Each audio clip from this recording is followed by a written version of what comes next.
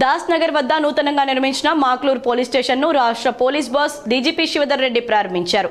Armoor MLA పైడి రాకేష్ రెడ్డి, జిల్లా collector సిపిలు పాల్గొన్నారు. నిజామాబాద్ జిల్లా మాక్లూర్ పోలీస్ స్టేషన్ నూతన భవనాన్ని దాస్ నగర్ వద్ద నిర్మించారు. ఈరోజు జిల్లా పర్యటనకు వచ్చిన రాష్ట్ర police boss DGP Shivadhar Reddy చేతుల మీదుగా ప్రారంభోత్సవం జరిగింది. మాక్లూర్ పోలీస్ స్టేషన్ కు చేరుకున్న డీజీపీ శివధర్ రెడ్డికి పోలీసులు గౌరవ వందనాన్ని సమర్పించారు. ఏసీపీ రాజా వెంకటరెడ్డి, సిఐ శ్రీనివాస్, ఎస్ఐ రాజశేఖర్లు డీజీపీకి పుష్పగుచ్చం ఇచ్చి స్వాగతం పలికారు. అనంతరం స్థానిక ఎమ్మెల్యే పాడి రాకేష్ రెడ్డి, జిల్లా కలెక్టర్ ఇలా త్రిపాఠిలతో కలిసి డీజీపీ శివధర్ రెడ్డి నూతన పోలీస్ స్టేషన్ భవనాన్ని ప్రారంభించారు.